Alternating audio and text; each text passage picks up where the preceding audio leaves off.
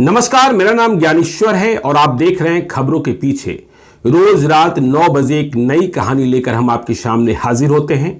अपराध की दुनिया की कई कही अनकही कहानियों में से एक कहानी हम आपके साथ साझा करते हैं। तो खबरों के पीछे में अभी श्रृंखला चल रही है आईपीएस किशोर कुणाल की। यह श्रृंखला एपिसोड नंबर 254 से शुरू हुई है और आज एपिसोड नंबर है 268।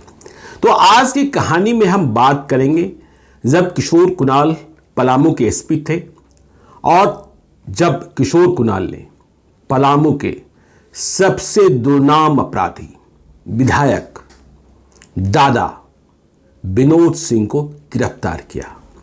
आपने एपिसोड नंबर 267 में सुना कि गिरफ्तारी कैसे हुई। विनोद सिंह गिरफ्तारी के डर से वे जान गए थे कि किशोर कुणाल छोड़ेंगे नहीं, तो वे बिहार सरकार के प्लेन में भीतर जाकर बैठ गए थे।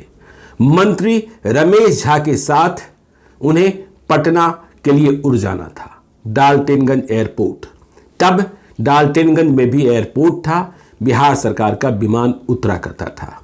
लेकिन किशोर कुणाल इस बात पर आमादा थे कि इसे छोड़ना नहीं है, तो इंस्पेक्टर विनोद राम को उन्होंने प्लेन के भीतर भेजा। मंत्री रमेश झा को बाहर ही रहने को कहा और विनोद सिंह को, जो कहा करते थे मुझे गिरफ्तार करने वाला कोई पैदा नहीं हुआ, मेरे लिए हथकड़ी नहीं बनी, उस विनोद सिंह को कॉलर पकड़कर बाहर लाया गया बिहार सरकार के प्लेन से। फिर धक्का देकर जीप में बैठाया गया, जेल भेजा गया, गुंडा एक्ट लगाया गया और लंबे अरसे तक विनोद सिंह जेल में रहा, विधायक विनोद सिंह। लेकिन जेल जाने के पहले उसने किशोर कुणाल से कहा था, निकलेंगे तो 2 गो मूरी काटेंगे, एक इंस्पेक्टर विनोद राम का और दूसरा एसपी किशोर कुणाल का। साथ में यह भी कहा था, किशोर कुणाल सुन लीजिए, जब हम बाहर आएंगे, आज तो हम आपकी पकड़ में हैं, तो आपके पूरे खानदान का नामो निशान मिटा देंगे, आपके कुल में कोई रोने वाला भी नहीं बचेगा। खैर, विनोद सिंह जेल चले गए, बहुत लंबे अरसे तक जेल में रहे। क्राइम कंट्रोल एक्ट लगा था। किशोर कुणाल भी डाल्टनगंज पलामू की दूसरी चुनौतियों में लग गए। बाहर में विनोद सिंह के जितने चेले चपाटी थे वे शांत पड़ गए।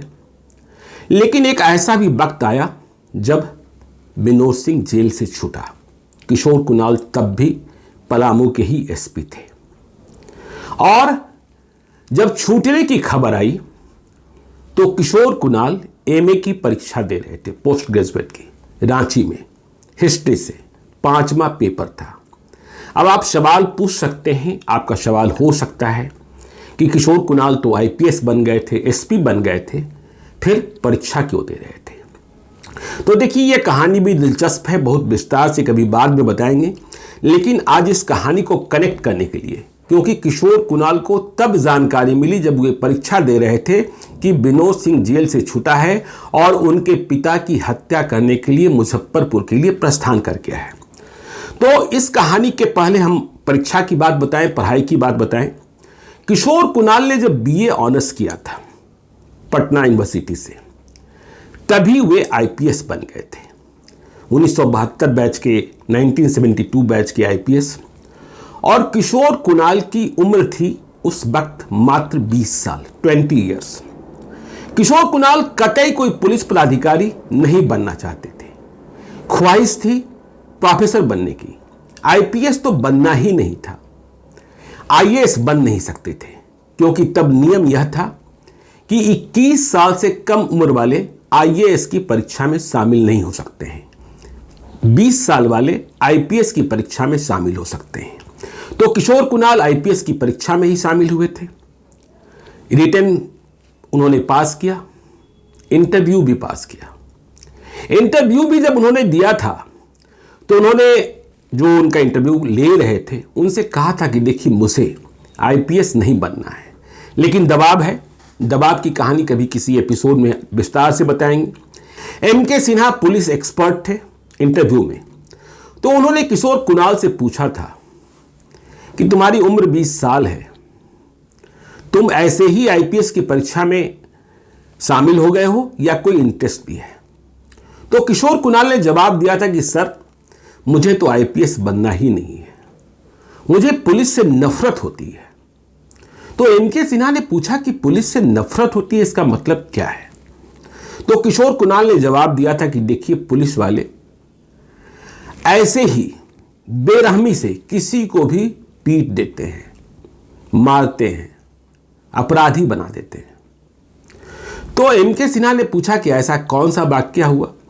तो किशोर कुणाल तो पटना यूनिवर्सिटी के स्टूडेंट ही थे, तो उन्होंने जवाब दिया कि देखिए, अभी 1 महीने पहले की ही बात है। दरभंगा के पीजी हाउस में हम कुछ छात्र किसी समस्या को लेकर धरना पर बैठे थे। पुलिस बुलाई गई, पुलिस आई और पुलिस ने बिना कुछ सोचे समझे, बिना कुछ बात विचार किए सीधे पीटना शुरू कर दिया बेरहमी से।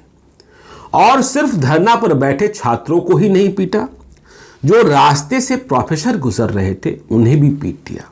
किशोर कुणाल ने बताया एम.के. सिन्हा को कि मेरा तो खून खौल गया था जब हमने जैक्सन हॉस्टल के सुपरिटेंडेंट प्रोफेसर बी.के. लाल के सर से खून का फव्वारा देखा पुलिस की पिटाई से। तो मुझे पुलिस नहीं बनना है। फिर दूसरा सवाल पूछा गया किशोर कुणाल से। तब नक्सली मूवमेंट चल रहा था और जयप्रकाश नारायण नक्सलियों को रास्ते पर लाने के लिए मुजफ्फरपुर के मुशहरी में निवास कर रहे थे। तो एम.के. सिन्हा ने पूछा किशोर कुणाल से कि अच्छा, आप ये बताइए, आपको क्या लगता है, नक्सली आंदोलन का समाधान जेपी के प्रयास से होगा या पुलिस बल के प्रयास से? तो किशोर कुणाल ने जवाब दिया था कि जेपी के प्रयास से। पुलिस के प्रयास से कहां होना है? पुलिस वाले तो नक्सली ही पैदा करते हैं, उनका अत्याचार किसी व्यक्ति को नक्सली बना देता है। खैर, तो ये इंटरव्यू था। किशोर कुणाल इंटरव्यू भी निकाल लिए, लेकिन फिर भी आईपीएस नहीं बने। क्यों भाई? आपके मन में आ रहा होगा। तो इंटरव्यू के बाद फिजिकल टेस्ट होता था। जब फिजिकल टेस्ट के लिए गए किशोर कुणाल, तो उनका कलेजा, उनकी छाती, उनका चेस्ट आईपीएस के लिए जो मानक था उससे 1 सेंटीमीटर कम निकला।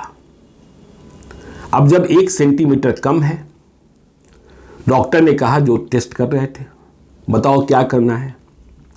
तो किशोर कुणाल ने कहा कि 1 सेंटीमीटर नहीं, आप 5 सेंटीमीटर कम लिख दीजिए, मुझे कोई फर्क नहीं पड़ता है, मुझे आईपीएस नहीं बनना है।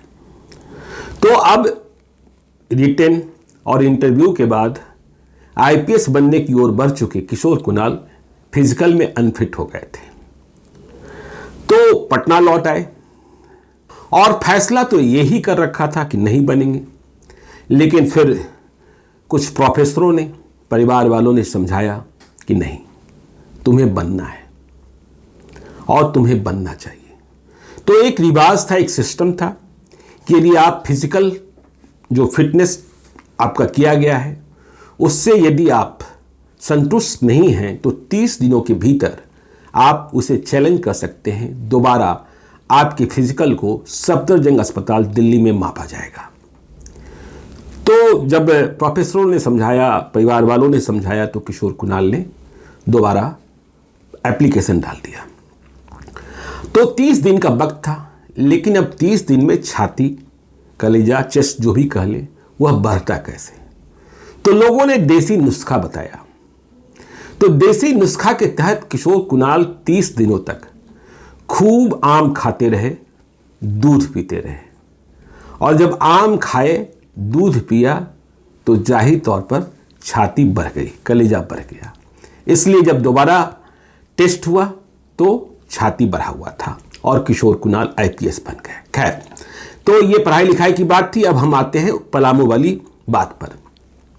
तो किशोर कुणाल ने आचार्य और एमए इन हिस्ट्री आईपीएस रहते हुए किया है। जब वे पलामू के एसपी थे तो रांची यूनिवर्सिटी से वे एमए हिस्ट्री कर रहे थे। किशोर कुणाल को याद है, वे अपनी जीवनी दमन तक्षकों का में बताते हैं कि 5वें पत्र की परीक्षा थी, 5th पेपर था। वे रांची में परीक्षा देने गए हुए थे। उन्होंने कहकर सबसे आगे की बेंच रखी थी ताकि जो नकलची हैं उन पर ध्यान न दे सके। वे परीक्षा दे ही रहे थे, तभी पुलिस वर्दी में एक इंस्पेक्टर परीक्षा केंद्र के अधीक्षक से परमिशन लेकर भीतर आता है और एक पर्ची भराता है। उस पर्ची पर लिखा होता है, विनोद सिंह जेल से छूट गया है और आपके पिताजी की हत्या करने के लिए आपके गांव जा रहा है। तो इस पर्ची को देखकर किशोर कुणाल के तो होश ही उड़ जाते हैं। उन्हें समझ में नहीं आता है कि क्या करें क्या नहीं करें, परीक्षा दें या तुरंत घर के लिए प्रस्थान करें। तो किशोर कुणाल जिला मुजफ्फरपुर के रहने वाले हैं। किशोर कुणाल संशय में पड़ जाते हैं। पिता का प्यार, पिता के प्रति सम्मान सर्वोपरि होता है। फिर किशोर कुणाल को यह लगता है कि रांची से मुजफ्फरपुर की दूरी लंबी दूरी है और उधर विनोद सिंह जो जेल से छूटा है, डाल्टनगंज से मुजफ्फरपुर जाना भी 12 घंटा 10 घंटे का सफर है, तो वक्त थोड़ा मिलता है। वे परीक्षा में पर्चा लिखने लगते हैं, लेकिन पर्चा लिखने में मन कहाँ लगे। बार बार पिता की बात याद आ जाए, पिता का प्यार, पिता का सम्मान, और विनोद सिंह की वो बात भी याद आ जाए जो गिरफ्तारी के वक्त उसने कही थी कि जब हम छूट कर आएंगे तो तुम्हारे परिवार में कोई रोने वाला नहीं बचेगा और तुम्हारी मुरी भी काट देंगे। तो किशोर कुणाल कहते हैं कि अब संशय तो ही गया, दिमाग दूसरी ओर चला गया। उन्होंने पर्चा जैसे तैसे लिखा, अनाप शनाप लिख दिया और परीक्षा समाप्त कर वे परीक्षा केंद्र से निकले। फिर सीधे रांची के सीनियर एसपी के पास गए। घर तो तुरंत पहुंच नहीं सकते थे। रांची के सीनियर एसपी से उन्होंने पूरी बात बताई। रांची के सीनियर एसपी ने कहा कि हाँ, इस पर तुरंत ध्यान देना आवश्यक है। रांची के सीनियर एसपी ने मुजफ्फरपुर के एसपी से बात करी, जहां किशोर कुणाल का घर है। मुजफ्फरपुर के एसपी ने तुरंत इसे संज्ञान में लिया और कहा कि घबराने की जरूरत नहीं है, बेचैन होने की जरूरत नहीं है, हम तुरंत थाने को ताकीद करते हैं, आपके घर पर अतिरिक्त सुरक्षा बल की व्यवस्था करते हैं।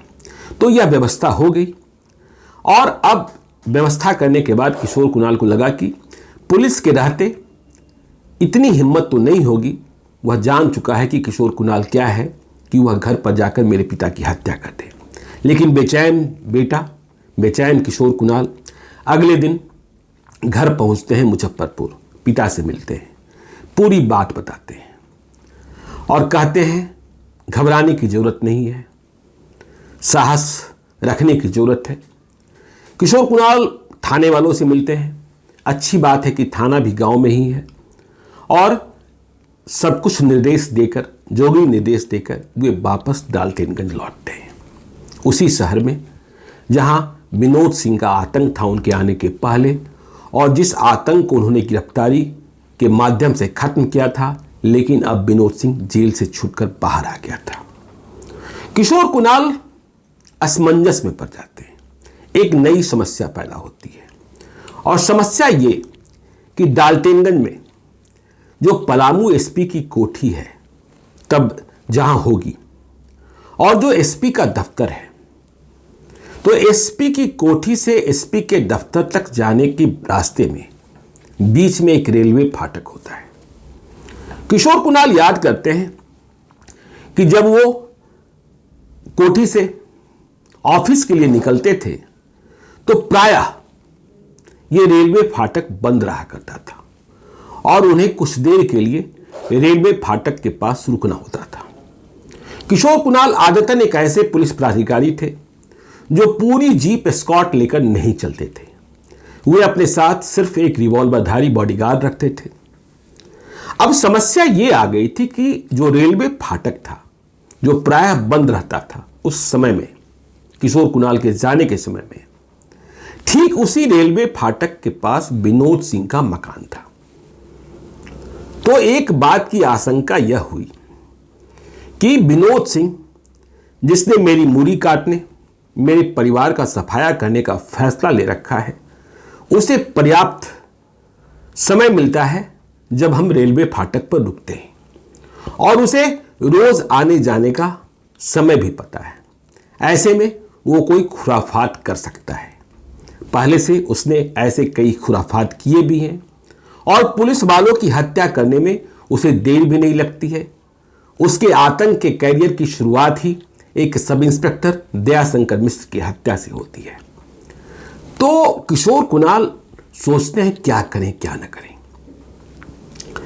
यदि हम अब विनोद सिंह के छूटने के बाद पूरी जीप एस्कॉर्ट पार्टी लेकर चलते हैं तब भी परेशानी है। विनोद सिंह को लगेगा कि हम डर गए, तो ये मेरी नैतिक पराजय होगी और विनोद सिंह की नैतिक विजय होगी। तो जैसे हम चलते थे वैसे ही चलना होगा। दूसरी समस्या ये, यदि हम रास्ता बदलते हैं, एसपी ऑफिस जाने का एक दूसरा रास्ता भी होता है, लेकिन वो 3 माइल अधिक दूरी का होता है। रास्ता बदलते हैं तो विनोद सिंह ये कहेगा कि देखो एसपी किशोर कुणाल ने, जो बड़े ही अपने को खामखा मानते थे, मेरे छूटते ही मेरे डर से उन्होंने रास्ता बदल दिया है। तो यह बात भी गलत होगी और इसे भी मेरी हार के रूप में चिन्हित किया जाएगा। तो किशोर कुणाल ने फैसला किया कि नहीं, मुझे पराजित नहीं होना है, मुझे भयभीत नहीं होना है। जैसे हम जाते थे वैसे ही जाएंगे। और किशोर कुणाल याद करते हैं कि जब तक वे पलामू के एसपी रहे, डाल्टनगंज में रहे, वे उसी रास्ते से आते जाते रहे, उसी समय पर आते जाते रहे, उसी एक लौते रिवॉल्वरधारी बॉडीगार्ड के साथ आते जाते रहे। एस्कॉर्ट पार्टी नहीं रखी। लेकिन यह भी सच है कि जब तक वे उस रास्ते से आते जाते रहे या पलामू में रहे, जेल से छूटने के बाद विनोद सिंह ने कोई आपराधिक गतिविधि नहीं की। मतलब उसके होश ठंडे हो चुके थे। उसे पता था कि यदि हमने फिर से कुछ किया तो किशोर कुणाल यहीं बैठे हैं, क्षण भर में वे मुझे फिर से भीतर कर देंगे। बाकी चेले चपाटों का कोई साहस ही नहीं था।